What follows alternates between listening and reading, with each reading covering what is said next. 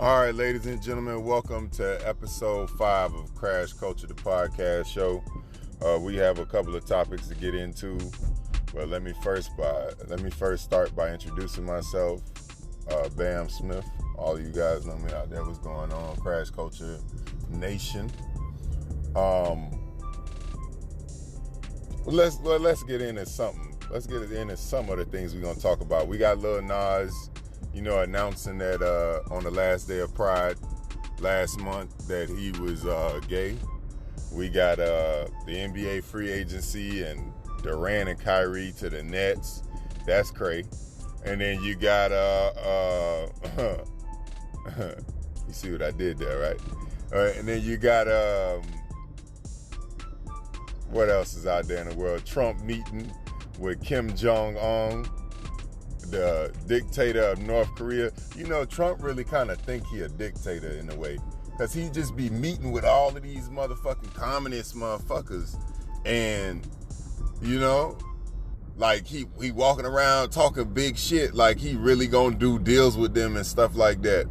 But really, at the end of the day, I think it's all like a little a subplot beneath all of that shit that's going on. But we're gonna get into it in a minute. It's the Crash Culture Podcast Show.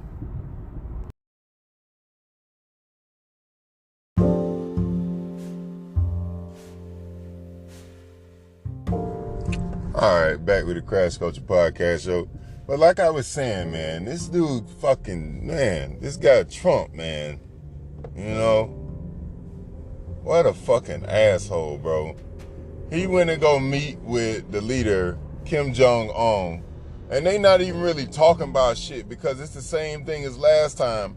They was trying to come together on some nuclear arms agreement where he's trying to denuclearize North Korea, and Trump thinks he's such a great businessman, he gonna smooth everything over.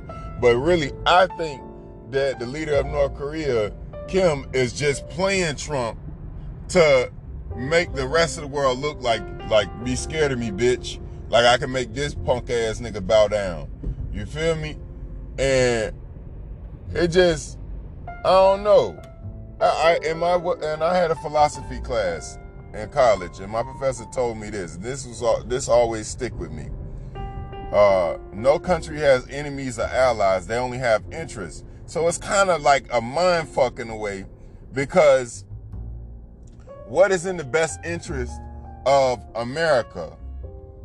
To be friends with, not necessarily be friends with, but to calm down North Korea, because just a little while ago, that dude, Kim, had his finger on the button talking about it, constantly threatening the United States. Now, if he was doing that since Barack was president. Now, if the United States had any saying that they was like how they was with all these other countries, you know what I'm saying? They would just have blew that shit out of the water. But the threat of a nuclear program is what kept them from doing it.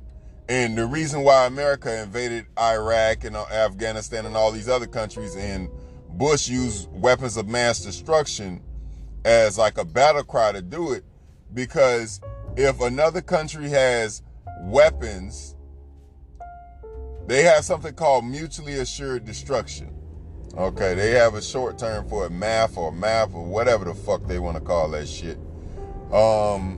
Where basically if two nuclear powers have the same level of destruction on each side by dropping an atomic bomb or a nuke or whatever, they won't do it. They'll just go to war and lose troops and whatnot, and whoever, it's like a civil way or a civilized way of doing war and doing battle, because everybody thinks about war and battle in the sense that, you know what, bitch, they trying to kill us and we trying to kill them. Fuck it, let's go all out, and if we feel like we losing, blow their ass up. You know what I'm saying? But at the same time, how you gonna recoup the land that you just destroyed? You feel me? If you want to go back to war with them again and get it back. You know what I'm saying? Say, for instance, you get a rebellion or a resistance, or, in America's case, I don't think it's ever going to come to that, because we spend more on our military than the next 10 to 12 countries combined. So war is America's specialty. I don't think it's ever going to be a point of we're scared of another country. We're just trying to minimize our casualties on this side and what happens to us in America. If something is like what Kim was working on was an intercontinental missile, if something like that was to hit America, that president would be seen as somewhat of a failure for allowing this terrorist attack to happen on their soil, which to me, they already kind of failures in a sense, because I mean, terrorist attacks go on every day with the KKK, but that's another issue that we're going to get into a little bit later on in future podcasts, I'm sure. We got into it in previous podcasts in the past. But, yeah. We want, our interest right now is basically just to calm Kim down and reassure him that we got his back and Trump care about him and all of that bullshit. And you know what I'm saying? Keep him from pushing a nuclear weapon or the intercontinental missile and blowing us up. But it still doesn't stop or mitigate the fact that Trump is still an asshole in my eyes. I don't care whatever the fuck he do. Unless he give me reparations for the black community, I don't give a fuck. Trump is an asshole, bro. Really, all of these political leaders, you know, put that in quotation, political leaders are assholes to me at the end of the day. Ain't no way you can sit around and think of all of the fuck shit they think about unless they're inherently assholes. Think about it. They are fighting universal health care for everybody in America. Obamacare was doing a tax. They took that off. That's all good and fine and dandy. But at the same time, you still got so many people that still need health care. And you got motherfuckers that really can't afford it. I know me. Let me speak from personal experience when I say that I pretty much never had health care since high school unless it's been on a job. So even if I get injured, I can't afford to feel hurt. You see what I'm saying? That's why bitches got a hard time hurting my feelings. I can't afford to be hurt. I can't afford it. You understand? They never really fixed the job market. You know what I'm saying? And we still walk, and these motherfucking assholes still around here thinking that slavery has no impact on the black community today. You have to be an asshole to think like this. I cannot make this shit up, ladies and gentlemen. You have to be a dickhead. A straight dickhead to think like the way these guys fucking think. You know what I'm saying? It's ridiculous. And this shit didn't just start with Trump. I'm talking about motherfuckers that's been on Capitol Hill 20 years in the Senate and the House and all of this shit, and that keep getting reelected because the majority of the country is so racist, they don't give a fuck what these motherfuckers are going to actually do for the country and making the country as a whole a better place, as long as they take care of the few, the proud, the 1%, or the rich motherfuckers that already got their money or inherited money like Trump. They want to make sure they taking care of those. Trump don't give a fuck if you white or black at the end of the day. He proved that with Kanye. As long as you got enough money and you kiss his ass, that's all he give a fuck about. You know what I'm saying? And Trump know he gonna have to do a little bit of ass kissing, because at the end of the day, he's an asshole. So he don't mind kissing Putin ass. He don't mind kissing Kim ass, because Putin got shit on him and he friends with Kim, and Kim probably got some shit on him. And then on top of that, Kim is have the threat of a weapons program, and Trump was too pussy to go to war with him. But let me not say that. Well, yeah, let me say that, because I ain't gonna get drafted anyway, bitch. You feel me? But yeah, that's how that shit go. You know, every day I see him on the TV, my stomach hurt, my head hurt. And I say, this country is so fucking stupid, bro. It's so stupid. shit be so ass backwards. Everybody do shit just to spite another motherfucker instead of actually doing things that are logically going to make this country a better place. You know, I propose this question.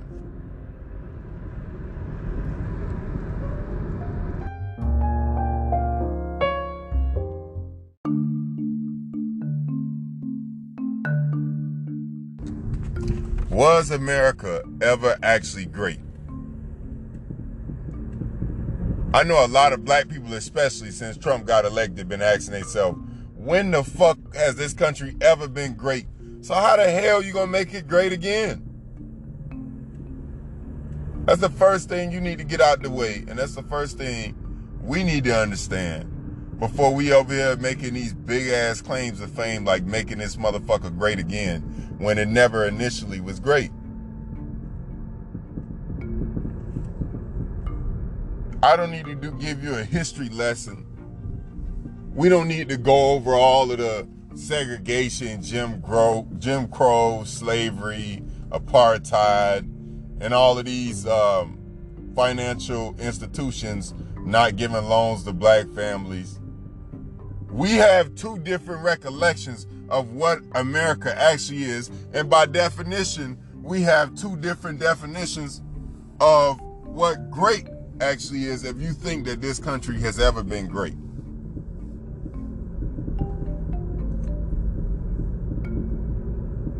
You understand?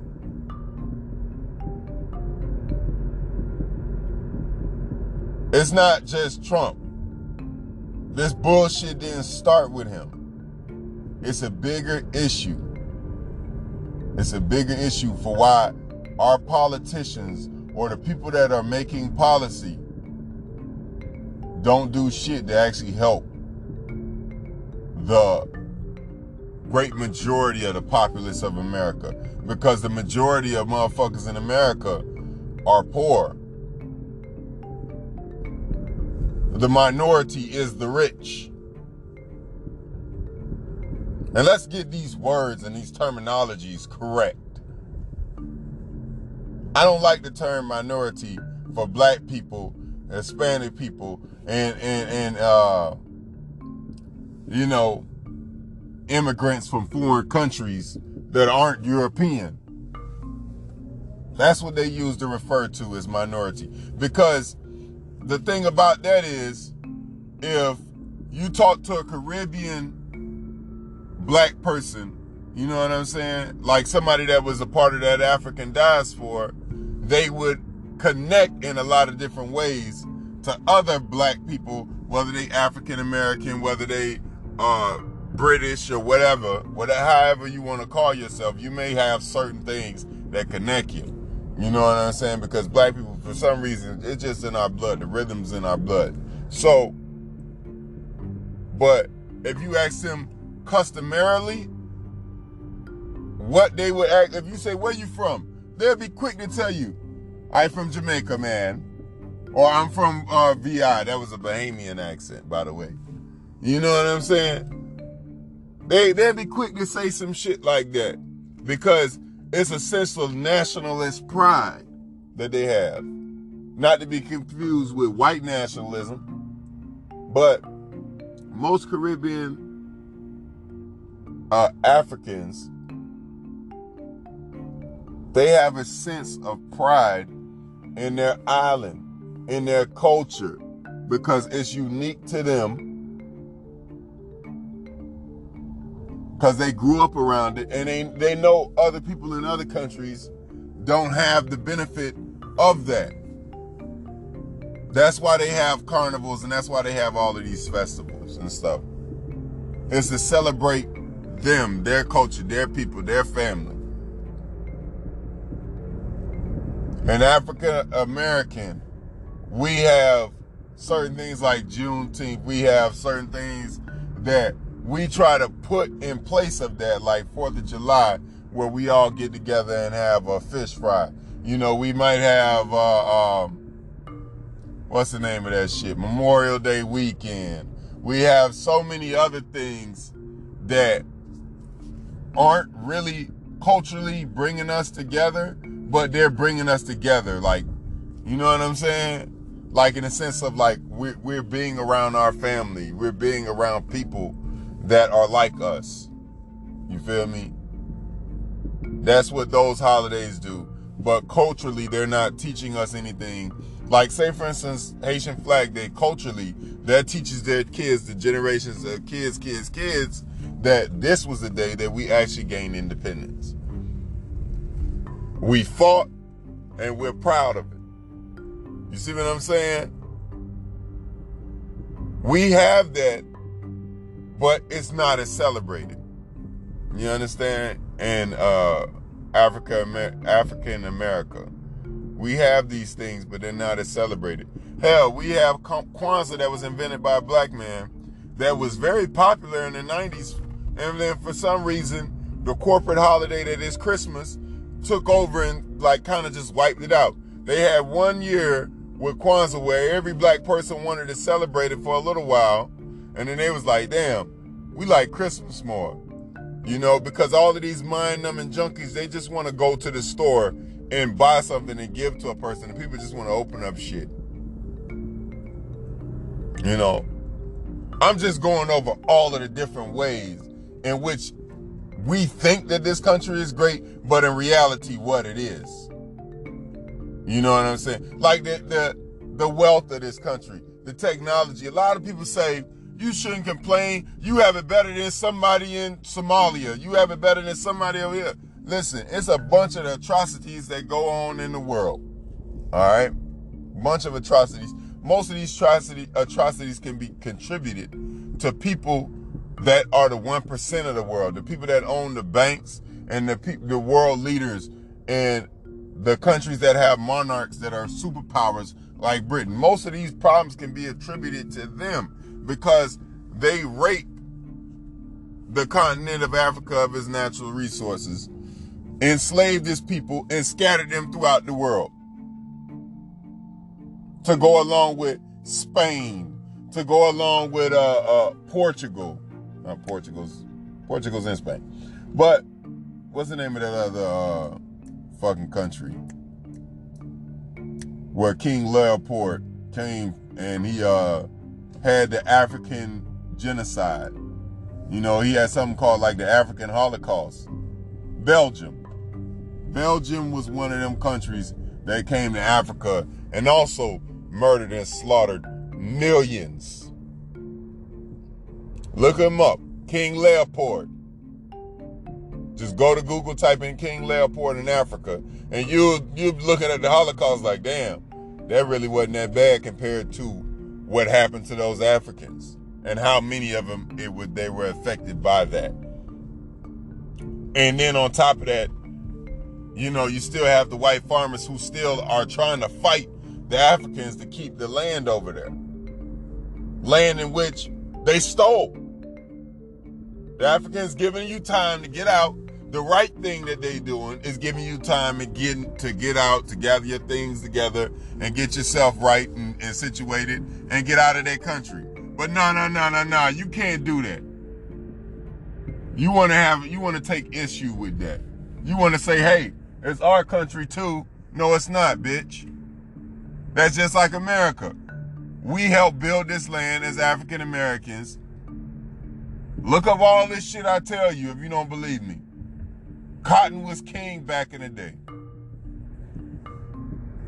We helped build this nation's wealth. So don't give me this shit about, oh, we should be grateful for how things are right now, because things ain't great right now.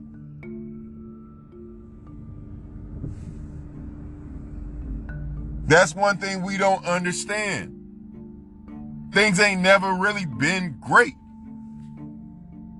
For all of the blood, sweat, and tears our ancestors and people that came before us put into this land to make it better, it's still miles from where it could be with all of the technology that it has, and also with having it be the most powerful military in the world.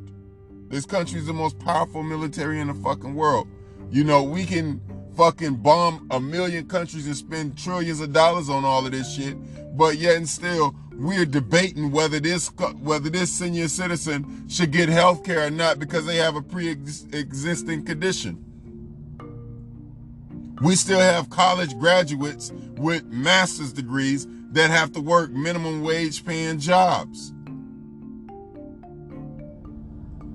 And people still pumping in your head, go to school to meet the status quo. And the job market is already fucked up as it is because it ain't that many great jobs to begin with. Tell me more. Tell me more. When has this country ever been great?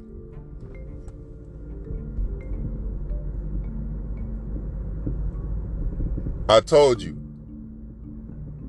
for all of the blood, sweat, and tears that all these slave ancestors, the Native Americans' deaths, and countless other immigrants struggle to make this land a better place, and all of the technology that it currently has at its disposal, all of the civil liberties that we have, they aren't given to us. They had to be fought for. It's our rights. And yet and still we can have a police still kill a young innocent black man or woman and get away scot-free. You can still have a white dude rape somebody and he only do 2 months probation, while a black man get falsely accused of rape and has to spend 12 years in prison. We still got shit like that going on, and we nowadays have some of the best minds in the world working in this country. Still so many issues with such a developed nation. And you want me to take pride in it? Not to mention, oh man, we gonna get into that a little bit in a minute. Speaking of pride, Lil Nas X came out and he just, came out of left field with this stuff.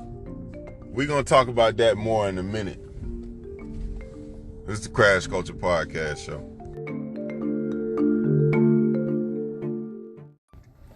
All right, we're back with the Crash Culture Podcast Show. Lil Nas X. I love that song, man. Take my doors to the old town road. I don't know, I'm gonna sing Ride till I can't no more. But I used to love that song, I have a friend who said that this could be a label move. I completely agree with him. Because Lil Nas X, with this song, it came out, and I keep saying this, it came out as a fucking joke. It was a joke. To me, it sounded like a joke. It sounded like somebody, playing with it as a parody. You feel me? And then it was, Red Dead Redemption was the video to it. That was the music video of the song Old Town Road for the longest. He stumbled into a hit. You feel me? Because all of the kids caught on. All of the kids started singing it. Nowadays, if the kids like something, they make it poppin'. They set the trends. They set how that motherfucker gonna get money. It's true with Fortnite and it's true with Old Town Road. These are the things that corporate businesses are aware of. And labels, big labels, that's things that they're aware of. But at the same time, I'm pretty sure Lil Nas X wasn't making this shit obvious, even though he tried to say in his song Closure, the most recent song that he dropped, he made it pretty obvious in the music video. But that ain't making it pretty obvious all along, like you've been like this. Gave no indication to nobody that you was this way. And it's not like Frank Ocean, where Frank Ocean's an R&B singer. You feel me? R&B singers are to be, they're the stereotype on them is they're kind of in touch with their feminine side. That's how they can make that music and sing those ways, and not, nobody look at them any different, because they already have this precognition that they're more in touch with their feminine side than a regular man, because they're making love music.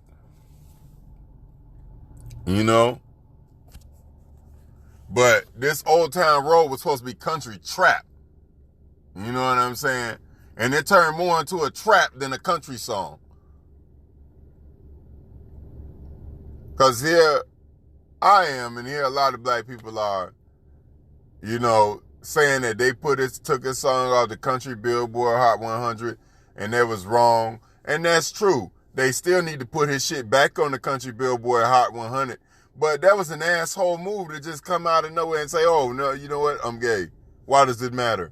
Bitch, if it didn't matter, you would have said that shit from the jump. You know that shit matter, man. Stop playing these semantics and all these puss-ass, fuck, pussy hoe games. You know what I'm saying? Stop playing these games. Everybody like to play these fucking games. I'm not with them, bro. Like, be 100 about your shit, bro. If that's the way you is, say that from the jump. Let everybody know that, and don't fear nothing. It's not the fact that you coming out saying this shit. It's the fact of when you coming out saying this shit. It feel like you played our whole community. In the end, you gonna just play yourself. You done got the success. Your shit already diamond. Now, the LBGT community is gonna take the torch. And they're going to support you and make sure they defend you at all costs. But at the same time, you kind of betrayed the heterosexual black male community. And it might not matter to you, because you may feel like, you like you like a up the back Jack a little bit more than a straight up Bruce.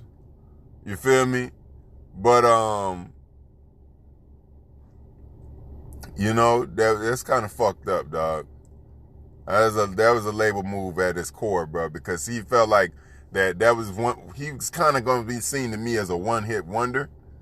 I don't know if he could have came out with anything to top Old Town Road success ever. So basically, in order to get people attracted to his new music, I felt like this was a ploy, a PR ploy, or a hype ploy. Because nowadays, all of these young kids always want to play games like they gay, but they really don't be gay. They just be confused sometimes. But then again, you never know. He could be gay, and he could be on Old Town Road talking about Brokeback Mountain. And here we just not figuring the shit out, and he just not telling us about it. You know what I'm saying? Yeah, it's going to be kind of hard for me to sing that song again, in my life. You feel me? Especially when they get to those certain parts of that motherfucker where it's kind of iffy. You feel me? But, yeah, it ain't gonna matter in about a year or two. It's just like 6ix9ine. He ain't gonna matter in about a year or two. Just like all these rappers that come today and going tomorrow, they ain't gonna matter in a year or two. But that was some hell of a news. And like I say, I feel like that's a plot, bro. I feel like that's a plot. They have a lot of over feminization in TV, and then you have a lot of the Pride Month even on cartoons. I told you I was watching a fucking cartoon on Hulu with my nephew, and they say June is Pride Month. You know what I'm saying? It just, like trying to ram that shit, homosexuality, down straight people's throats, so to speak, figuratively to speak, is wrong. This is your sexuality choice. That's not the way that you were born. Don't tell me that's the way that you were born. You were born a man or a woman, period. Okay? Inherently, you only know what your family teaches you. You pick up behaviors and lifestyles and spirits when you go into the real world. You know what I'm saying? That's just the way life goes. And then sometimes you use these things to play games. Like Young Thugs, he plays all these homosexual games and wears dresses and stuff like that, but has a wife. You know, Lil Uzi Vert do the same gay stuff too, but he have wives and girlfriends. So a lot of guys nowadays, you know, they kind of took that 70s vibe of Prince and guys wearing jerry curls and wearing leotards and all of this shit in the 70s, 80s, and they took that and they fucking just blew that shit out of control and brought it into hip-hop, because hip-hop never was really about that type of shit. Hip-hop was about being hard. Hip-hop was about telling your struggle and talking about your life and making music that people could dance to. You know what I'm saying? But they took that making music people could dance to and they emphasized it and blew that motherfucker up.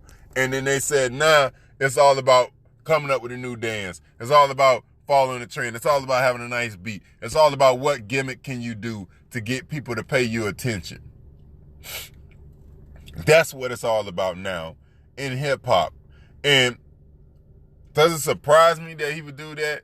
That Lil Nas would come out of nowhere and just say this now? No, it doesn't really surprise me that of what anybody in music nowadays, the music industry or the movie industry or the television industry for that matter, what they would do or say. It doesn't really surprise me anything what they would do or say, because, you know, fame is a drug. Once you have a little bit, you can never have enough.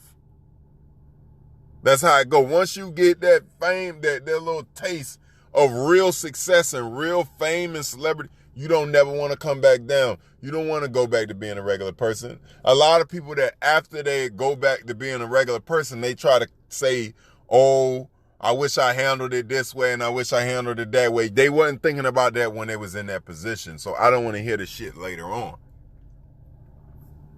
You know what I mean? But only time will tell if this shit really a joke or is this man really serious. I'm going to take what he said at face value and that he's serious and that he's actually a homosexual, and he's proud of that. But why would you come out on the last day of that Pride Month? You know, it's too much like, why would you do this? Why? You know what I'm saying? At this time. You had so much time before this to do this. You feel me? It just seemed like a label move. It just really looked like something that somebody above him would tell him to do in order to get more fans, in order to get more attention, and on top of all of this other shit, you know what I'm saying, in order to keep his name still relevant. That's just how I feel about it, man. I don't know. Maybe people out there may feel a little bit different, and everybody's entitled to their opinion when it comes to this. But this is a very strong issue because a lot of kids running around singing this song. Hell, I was running around singing this song, so I was kind of a fan of the song. And just something like sexuality, when the artist made it, would change the meaning of it. It would change the meaning. I mean, like, in the same sense that your tone when you say something, like, come here, girl. If you say that to a girl, like, come here, girl, she'll be like, okay. If you like, come here, girl, it changes the meaning of what you just said. So people try to, like, I know a lot of fans are going to try and defend this shit, but he basically changed the meaning of his whole song just by declaring his sexuality. And nobody's going to really understand that. They're just going to blindly defend it because everybody's more concerned about social media activism and being politically correct than actually being right and calling a spade a spade. It's the Crash Culture Podcast Show.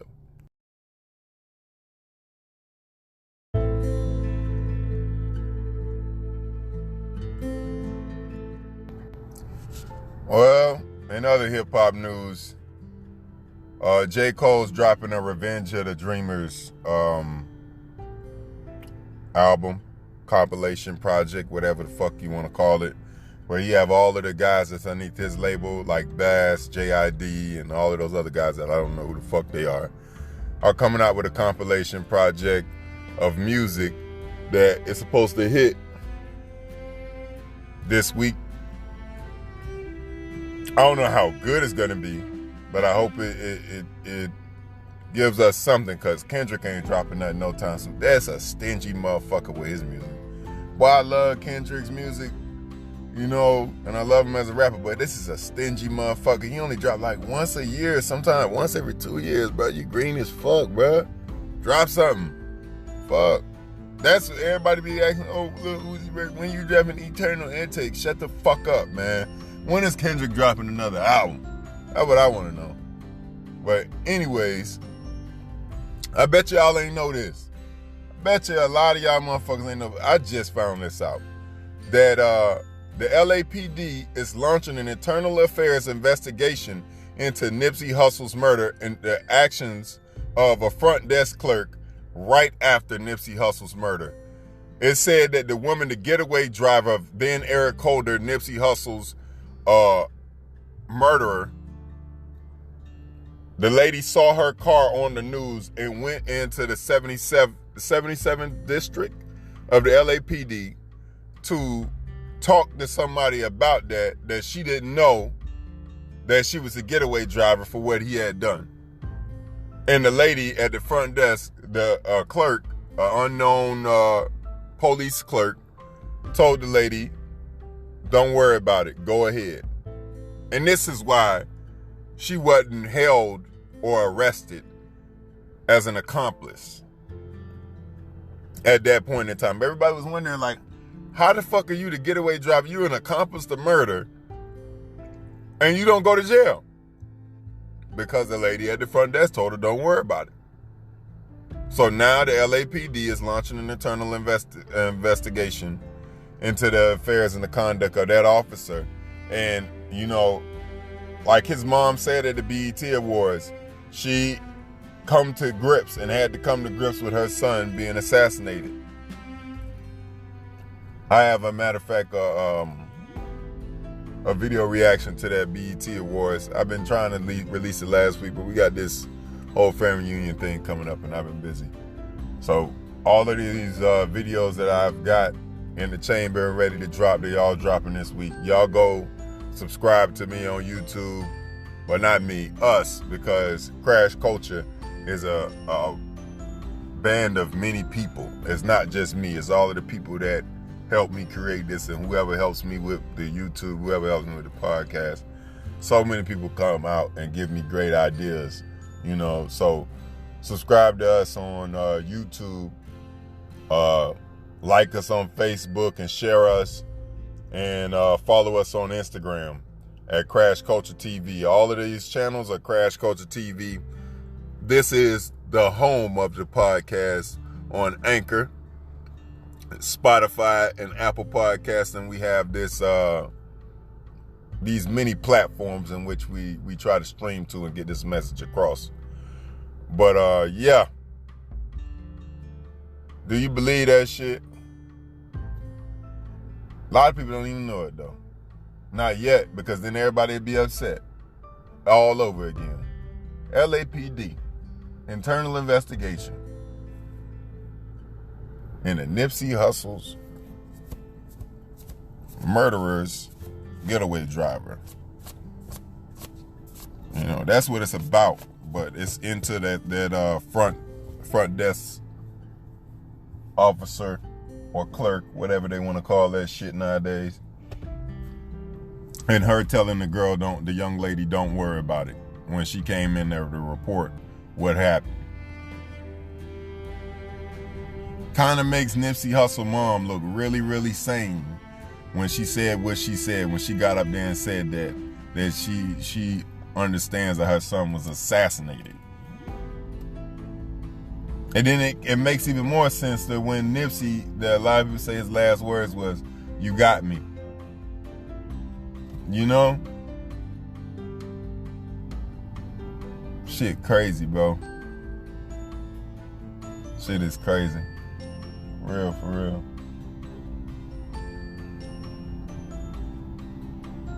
That's a big loss, and to hear this now, it ain't gonna bring him back. It ain't gonna bring him back. Really, be honest with you. They could tear down the whole LAPD, murder Eric Holder in the worst way possible, and it's still not gonna bring him back. Damn. hip hop to me don't got the same type of tone to it. I'm like I say, I'm still waiting on a lot of people to speak. You know, that little shit Drake put together ain't enough.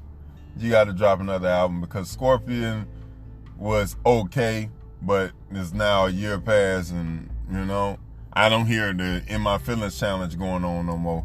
It was popping for a while, but I don't hear about the challenge no more. I don't even hear the song on the radio as much anymore. So it's all about what have you done for me lately, really, when it comes to this music game. Up next, we're going to talk about the NBA free agency. This is what I've really been trying to get to. I mean, you can fast forward all of the rest of the other shit I've been talking about today, minus the Nipsey Hussle and LAPD part. But, yeah, let's get to this NBA free agency.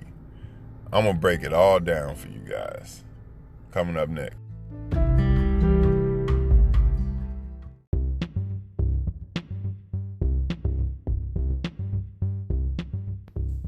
All right. 2019 NBA free agency. Let's get into it. Let me start by explaining to you guys a little bit about capology. Okay. No, I'm not talking about the cap that you wear on the top of your head or the cap that you do when you be talking that shit. We're talking about the capology of NBA teams' cap of how much money they could spend on their roster. Because if every team could spend however much money they had on their roster, every team could offer buku amounts of money to any player just to win championships. And that's a lot of what it would seem like that the Los Angeles Lakers are doing, and what the New York Nets was trying to do, but they can't do because their owner is a dickhead. He's along that Trump's mold. I think a lot of people from New York are just assholes in general. But, yeah. Let's talk first, starting off with the Miami Heat. My team, your team, our team, the Miami Heat. Recently, on a couple of my podcasts, I've been very critical of Pat Riley. Okay? He pulled off the trade to get Jimmy Butler. I'm still going to be critical of him because what I said about him is still true. And as long as Dion motherfucking garbage-ass Waiters is on that Miami Heat, I don't give a fuck what he do. It'll never be enough. It'll never motherfucking be enough. So yeah, he should still get fucking fired because Dion Waiters, bad contract Waiters, is still on the motherfucking Miami Heat. Gave him $80 million. And he haven't played one full season yet in a Heat uniform. And they gave him that money after he was injured the first few years. What the fuck? You know what I'm saying? Got Dragic still on payroll, and Dragic is not that guy. You know what I'm saying? That you want at your point guard. You don't want a Goran Dragic as your point guard. All he know how to do is go do one thing. Try and drive in the fucking paint. Take all these fast breaks. He don't have no basketball IQ about him at a point guard position. Of course, he has talent for scoring and stuff like that. That's what you get from playing overseas. You get a talent or a knack to score. But at the same time, like, his level of understanding with the game of basketball and how it's supposed to be played in an organized sense is so limited and so low. I never wanted him on the Heat just as much as I never wanted Waiters on the Miami Heat. All right? The only guy that we wound up getting in recent memory that was great to me and he embodied Heat culture was James Johnson. He reminded me of Udonis Haslem. I said, okay, let's keep James Johnson. He reminds me of a Haslem. He played defense. He could whoop your ass. He big, tall, strong, and he could get it on both ends. You know what I'm saying? He could jump out of nowhere and surprise you and just bang on everybody. You know, I like him. And then I like the young boy, the skinny Duncan ass dude. Johnson or some crazy ass name. But he jumping out of the gym. I'll fact check my names with you. Hold on. Let me see. What's his name?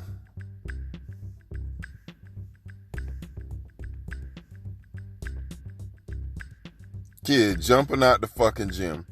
If anything, I would say we keep that guy. We should keep this guy. And he's a young, very young player. Very young player, so.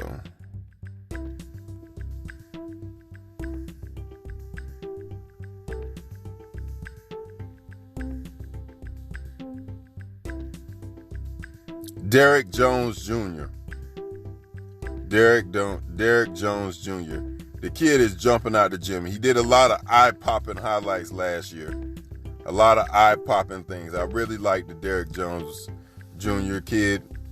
Bam Adebayo is developing, and that's one of the reasons why we traded Whiteside. Because Whiteside, he got that money, and he looked the part of a shot-blocking, dominant big man. You know, he's all bicep and pecked up, 7 foot tall, you know, strong, could jump and block motherfuckers and dunk on motherfuckers.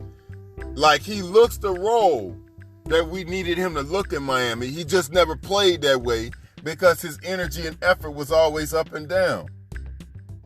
That's one of the things about Whiteside that pissed Shaq off in the playoffs, even. Whiteside effort has always been up and down, and he's not going to really have success until he humbles himself and realize that he got these deals, he got these people looking at him because of the potential that he exhibited. You know, so that's how I feel about Whiteside. But he's in a Portland uniform now, so it don't fucking matter. Fuck him. We need to still get rid of Goran, Justice Winslow, and Dion Waiters. Those, to me, are the 3 bad contracts that we have left. I can live with a Kelly Olynyk for now. I don't know how much longer because, you know, he showed something last year. And really, outside of Jimmy Butler and Bam Adebayo and Derrick Jones, Miami ain't got shit. Oh, and James Jones. So 1, 2, 3, 4 players. 4 players. That's what we got right now. That's what we working with, you guys. And Bam is an undersized center. He's not really supposed to be playing center. He's supposed to be playing power forward. So really, we have a 3-man starting lineup and a solid bench player. I think this Tyler Hero guy is going to be ass. Look at him. He wears a fucking headband. Look at this dude. Like, he wore a headband in college. Like, are you fucking serious? But anyways, yeah, man. We need to get some other people in there, man. We need to get some other guys in here. Like, I want to believe that the Miami Heat will be a playoff team no matter what. But we still got a little ways to go. And we still got more players to get, you know. I think there's still more free agents on the market. I was thinking about your boy, DeMarcus Cousins, but, you know, he's a locker room cancer, so I don't know. You know, you see the Miami Heat had him, couldn't win with him, so I don't know too much how I would feel about him coming to Miami. Stanley Johnson is one of those guys who was the number 8 overall pick and never really developed. So I don't know if we want to take a shot on him. I wish we could get Bradley Beal. If we could make a trade, sign and trade for Bradley Beal. But this is what I'm talking about with Pat Riley that pisses me off so bad. Because he fucked up the cap with all these bad contracts. So now you got to do 2 things at once. You know what I'm saying? And for all you guys that didn't know, team have a certain amount of salary cap. Like, say, for instance, their salary for their team for that year is $100 million. They have $100 million of salary dollars to pay for that season to whatever players. So those players coming in there, let's say, for instance, that season, they got to make $20 million, $10 million, $15 million, $5 million, $1 million.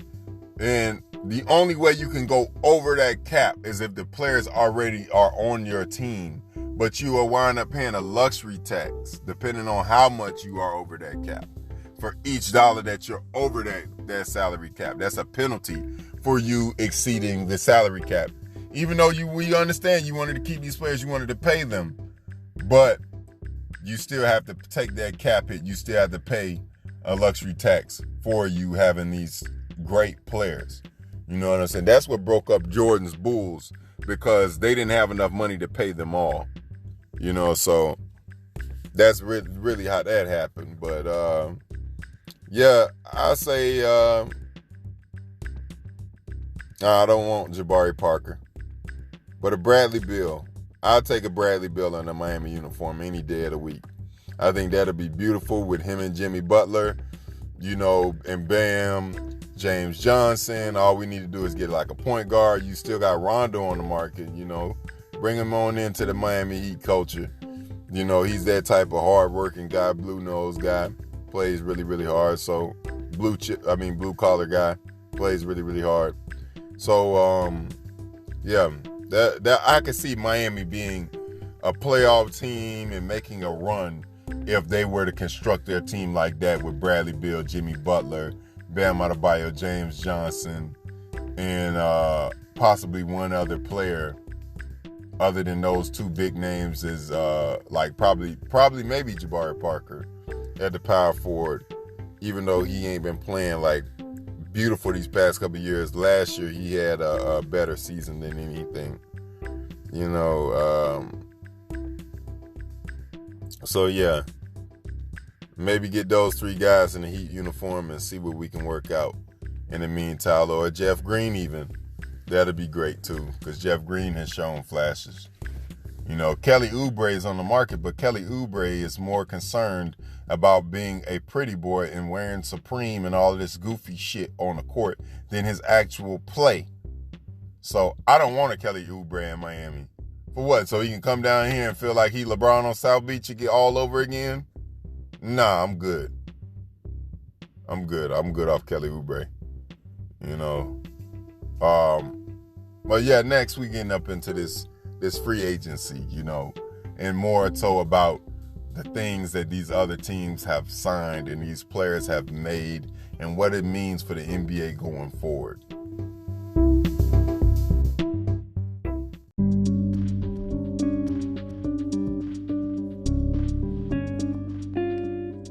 All right, more free agency news. More on the 4-team trade involving the Clippers and the Philly 76ers, Portland Trail Blazers. The Portland Trail Blazers basically are getting Hassan Whiteside. 76ers are getting Josh Richardson. And the LA Clippers are getting Maurice Harkless. And the Miami Heat is getting Jimmy Butler. So that's a 4-team trade for us to get Jimmy Butler. I know a lot of people are wondering if that deal, how it was going to get finalized.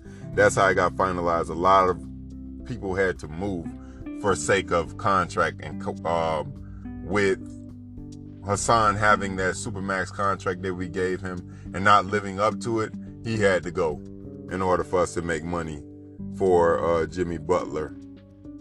Yeah, like I say, if we could flip Dion Waiters and Goran Dragic in the Bradley Beal, that'd be perfect. I would, hey, listen, I would give a formal apology to Pat Riley if he could pull that off.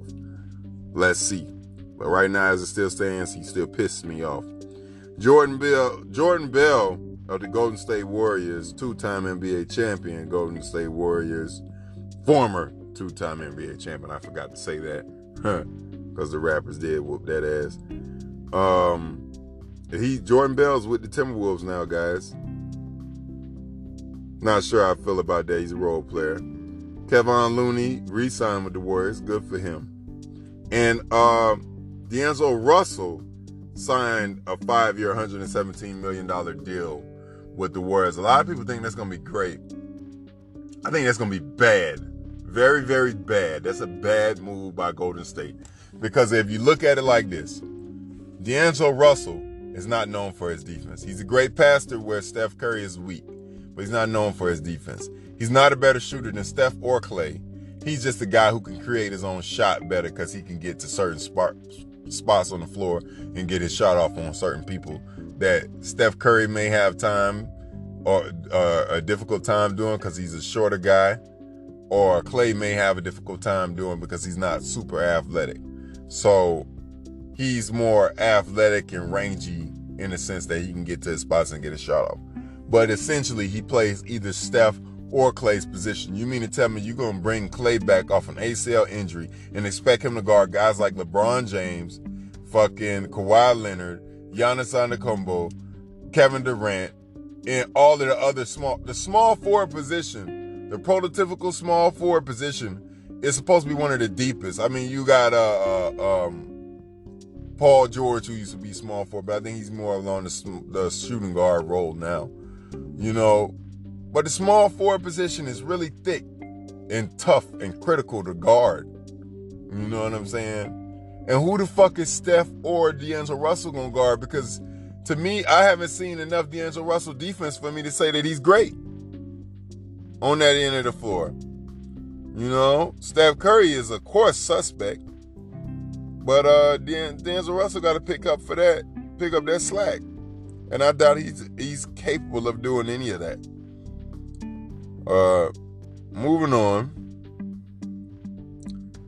the Brooklyn Nets got Kyrie Irving and Kevin Durant and DeAndre Jordan. Oh yeah, I did allude to that a little bit, but yeah, they got those guys, man. And I'm happy for KD that even though he got injured, trying to play his ass off, and Andre Iguodala got traded for this very reason, for him talking about the injuries that they misdiagnosed in Golden State, just to push you back on the floor. They make the injury seem less severe than what it is, just to push you back on the floor. He had a fractured leg last year against Houston, and they were still trying to push him on the floor, saying that it was just a strain. So that show you that Kevin Durant didn't have just a calf strain. He had an Achilles strain. And they pushed him back on the floor, and they did that game. When is he coming back? When is he coming back? Had all of the players anxious. Everybody's fighting in the hopes that KD's going to come back and save us. So he steps onto the court. He said, you know what, man, I don't want to let these guys down. Pops his Achilles. For a franchise who never really appreciated him in the first fucking place, because all I kept hearing is, oh, they won without him. They were 73-9 when he got there, but they needed him to win. And he needed them to have a team that passed the ball and plays actual basketball instead of hog the ball like Russell Westbrook was doing. He needed them in the sense that he just wanted to play on a regular team, and they was the best viable team, because he can't go play with LeBron at that moment in time. Think about it. And he looking around the NBA, it was nobody else really at that point in time besides Golden State and fucking Cleveland. OKC was right there, but we all know what happened with Russell Westbrook, and he just didn't feel like he could win with that guy. But Golden State knew if they didn't get somebody, they was going to risk coming back another year into the league with a position that everybody knows is suspect on them and a weakness that they have, and it being capitalized on. So they had to make a move, and they got one of the best, if not the best player in the NBA right now. You know, pre-injury. Kevin Durant. A lot of people regarded him as the best player of the world when he won those back-to-back finals MVPs, because he was the one who led them there and ran the show. And he was going to show us again this year before he got injured against Houston. He was going to show us again this year. Like, boy, y'all got another motherfucking thing coming. If you think any other player is going to surpass me, I done got the title now. Now I'm going to ride this thing out, get my third wing, and dip on these motherfuckers. And then that injury happened. So you just hate to see it. You just hate to see it. But, yeah, we got a couple of other free agents that, you know, gonna make some sort of splash. A lot of people sleeping on this Wayne Ellington to the New York Knicks. That'll be good for him, because he's gonna help the young guys out like RJ Barrett develop their shot and whatnot. You know, so that'll be great. That'll be great. The Miami Heat, the rumor around the league is the Miami Heat are working with point guard Goran Dragic to find a trade partner this week. So I want your boy Bradley Beal. That'd be great if we can get him. I'm glad the Clippers paid Pat Bev. He deserved it. 3 years, $40 million.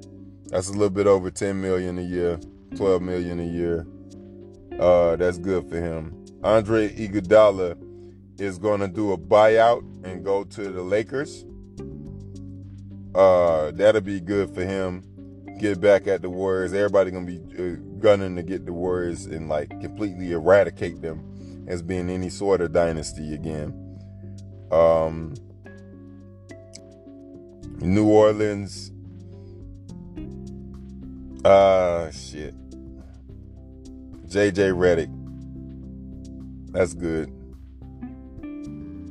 Who else around the league doing something? Philly got Tobias Harris, which they overpaid $180 million for Tobias Harris. Like, bro, that shit was crazy. I don't know if that number's 100% correct for Tobias Harris, but that's a crazy ass number for a guy who was, to me, a role fucking player. And they got Al Horford. That'll be good for them. So, like, defensively in the middle, they're going to be solid. They're going to be solid offensively in the middle, but they're not going to be spectacular offensively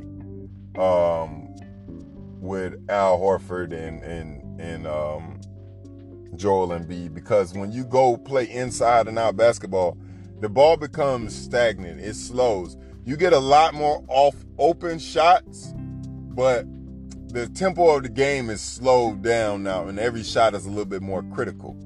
You see what I'm saying? And if Ben Simmons don't find a motherfucking three-pointer, like JJ Redick not there to save his ass like that no more. So he got to find a motherfucking shot.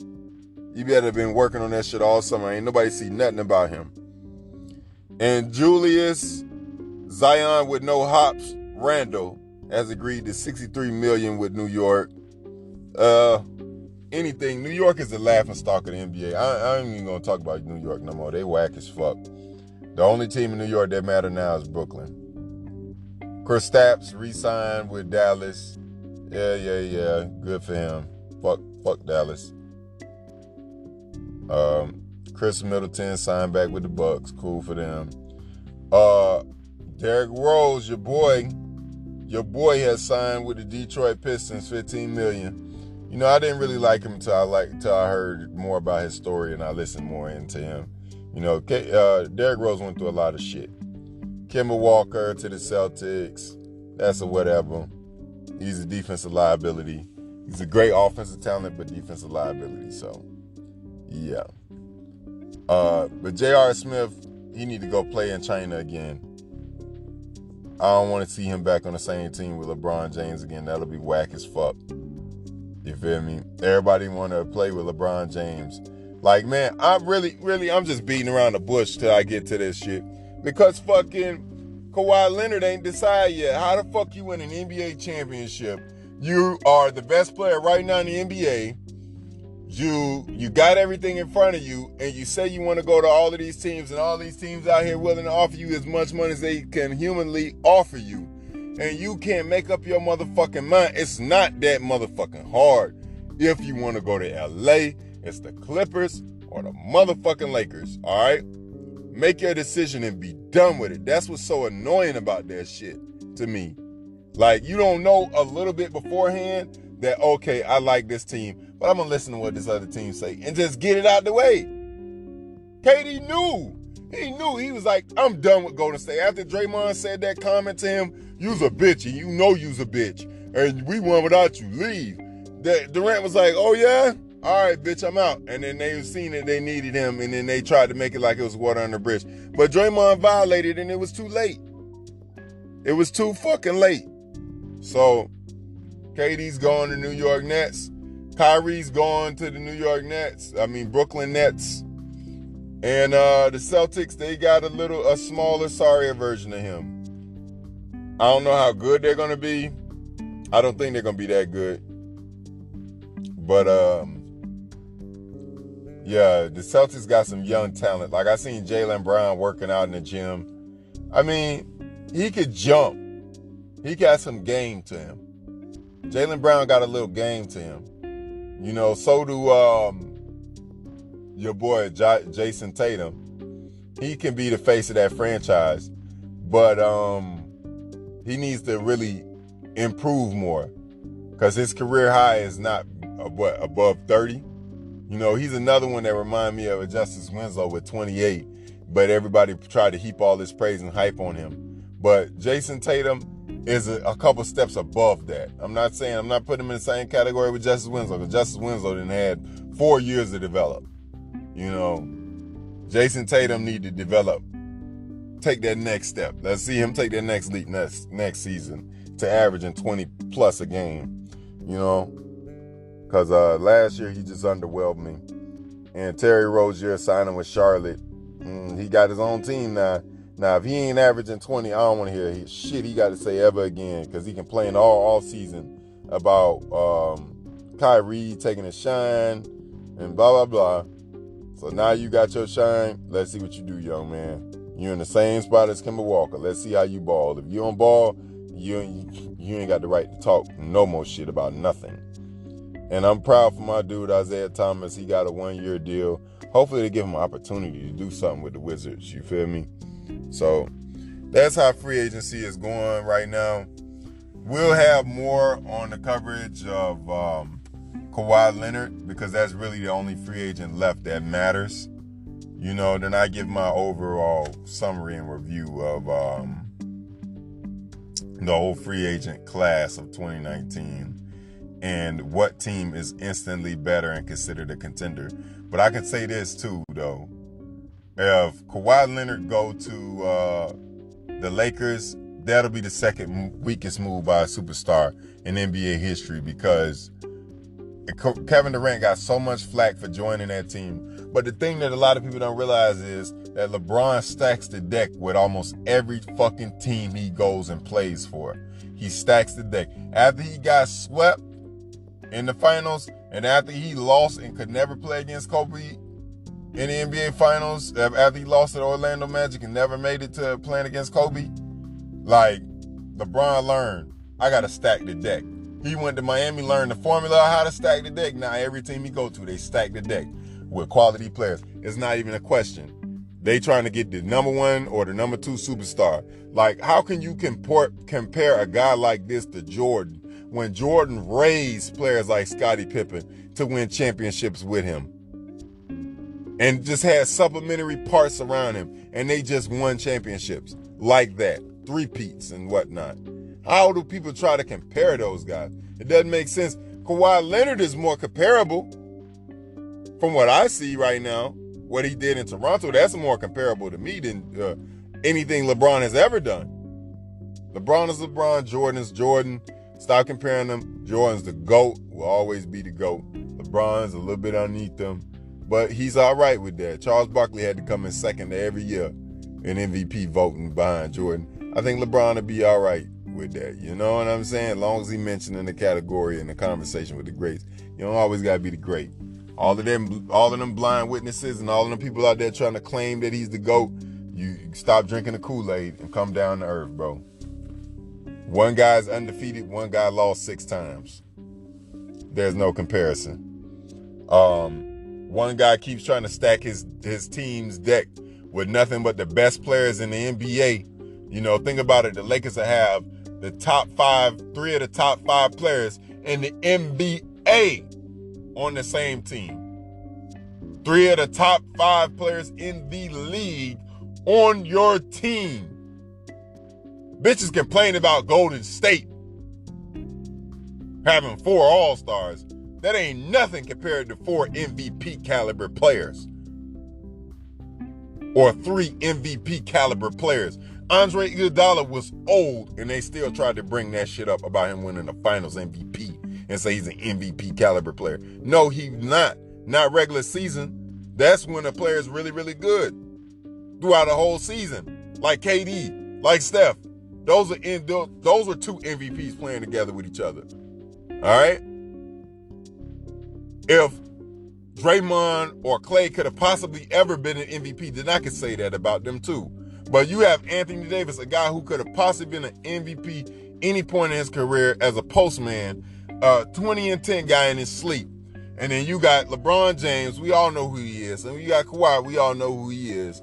Like, those are 3 of the top 5 players in the NBA. And that move's not weak for Kawhi to go play with them. After he done already said to Rick Bucher of Bleacher Report, why would I want to play with LeBron? I want to beat him. He's got this reputation as being a super team killer. And then he go join one? You can't be fucking serious. That'll be weak to me. I wouldn't blame him for doing it because he did what he had to do, but that'll be a weak move. And in the meanwhile, Toronto sitting over there looking hurt. They like, damn, we did all we could do for this man. We did all we could do. Just playing across that water, man. Playing across overseas and stuff like that. Like Lou Will was saying a little bit about it, but I don't really trust his opinion because, he's trying to recruit Kawhi at the same time. Saying that you miss your family and you just wish you could go back to the States and they got to get different banks and whatnot. I know he was just trying to recruit Kawhi and trying to get him in the mind state of leaving over there. But he probably got some truth to what he's saying. If I'm Kawhi, me, like I said before, I'm going to say it again, I stay up there. I'm seen as a god. I'm revered. I can eat free wherever I want to all over the land. This is my kingdom now, bitch. I stay there. But if I'm going for legacy and I want to be known as the greatest player in my generation, minus LeBron, if I want to take over from LeBron and steal that crown where everybody's trying to crown him the best player of all time, if I want to take it out of his fucking hands right there in front of everybody, I go to the Clippers, play in the same building as him, and win the NBA Finals before they win the NBA Finals. And that'll be 2 teams that I brought championships to for the first time in their playoff history. I did what you did LeBron times 2, and I beat you 2 times to do it. Possibly 3 if you do it over there in the Clippers. In the same city, in the same building. That would be like the ultimate, like y'all was talking about LeBron, Kawhi. Wipe LeBron completely out of the conversation of GOAT. Completely. That would be greatness.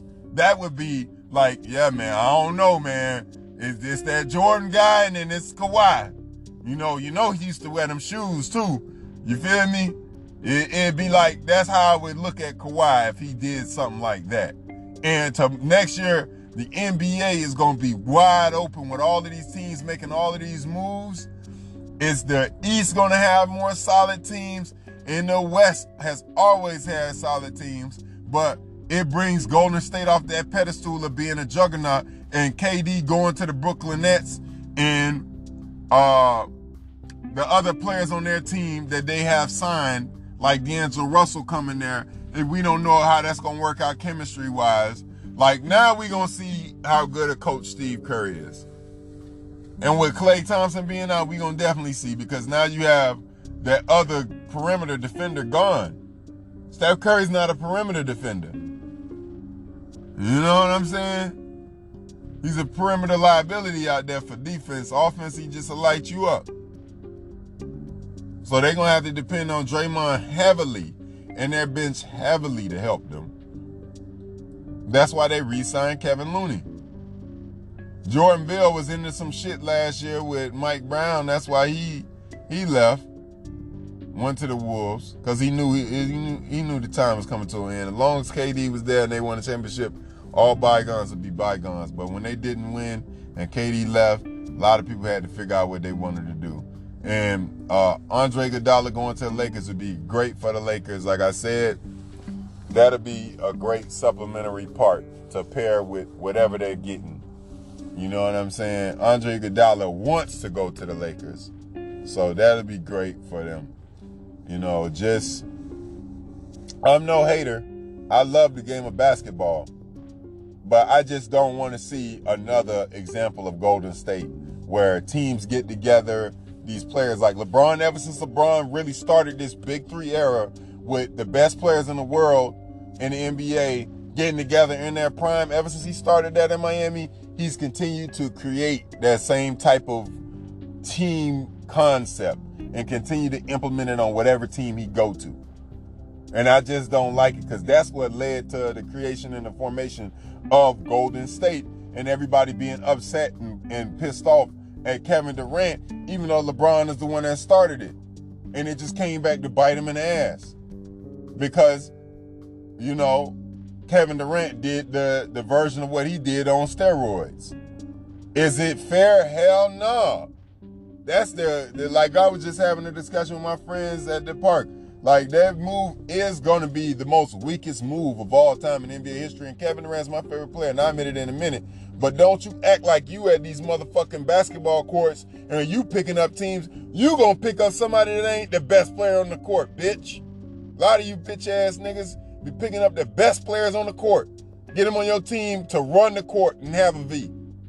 You want the best collection of talent you could possibly get on the team at a street pickup ball game. That's why all of that bullshit these motherfuckers be saying on ESPN, I don't listen to it. Because I know what I see at courts. I know what I played against. I be playing against motherfuckers. They be having a 7-foot motherfucker, a 7'6", motherfucker, a 6'10" motherfucker, a 6'6" motherfucker, a 6'3" motherfucker, and a 6'1" motherfucker. All on the same team. And they be like, oh, like you can't beat us? Nigga, I'm not in the NBA. I know I'm tall and everything, and I hoop for a long time, but if I wanted to take it that serious, I would have went through the process of becoming an NBA player. Why the fuck y'all put all these motherfuckers on the same team? You know what I'm saying? That's how I feel about the Lakers right now. If I'm the rest of the NBA, why the fuck would you put these motherfuckers? Why would you let this happen, Adam Silver? Why? The league was just starting to look good again. Fucking fans was just starting to stop complaining. It was something for everybody in this free agency, except for the Knicks. It was something for everybody but them. All right? And that's because they have a sorry-ass owner. But all the rest of the team, everybody got away with something. Even the bad teams. Even the bad teams like the New Orleans Pelicans. Think about it. They got with Zion, the kid that's overhyped. I don't think that he's going to be all that great. But he got all this hype behind him. They got that guy. You know what I'm saying? Like, yeah, man. Everybody got something. And if Kawhi, you do that shit, that's weak, though. That's weak like that KD shit. But we only got time to tell. It remains to be seen what Kawhi's going to do. Don't nobody know what he's going to do. Hopefully I think that he would remember those words he said to Rick Bucher about not wanting to play against LeBron. He wanted to beat him, you know. And hopefully he do what he do. You know what I'm saying? He signed with the Clippers. You feel me? I would love that move because you got dogs over there that took Golden State the distance in the first round that could possibly win an NBA championship the year you go there. You know what I'm saying? You got a Hall of Fame coach, a great owner in Steve Ballmer. I love Steve Ballmer, man. He's a good owner, man. He's a good owner. He generally enjoys the games. He generally, really enjoys that shit. And he's over there on the sideline rooting for the team. Ever since he got that team from Donald Sterling, he's been a model owner. You know? Well, they doing away with the word owner. Manager or whatever they're calling him. He's been a model guy. You feel me? For that team. So I feel like the owners or the executives that have these teams, they're like the mascot for the team. If they're a great big personality and they're $1 billion dude. And I feel like having like a Dolan as your mascot automatically hurts your team. But having like a Pat Riley as your mascot, you know what I'm saying? Like, say, for instance, a Michael Jordan is your mascot for your team. That's supposed to attract other players to come want to play for you when you have these icons on your team, you know? But, yeah. Like I said, good for Miami getting Jimmy Butler. Still remain to be seen if Pat Riley can get dumped those other two bad contracts. Then I will give a formal apology on the next episode. Yeah, but we're going to wrap this up for today. It's been Crash Culture. Follow us on Instagram, like us on Facebook, and share us. Like I said, we got YouTube channel. All of these are Crash Culture TV. As soon as you type in Crash Culture, you hit that TV, all of that stuff pop up. But this is the only place you can get the podcast, on Spotify, Anchor, and Apple Podcasting. It's Crash Culture. We out.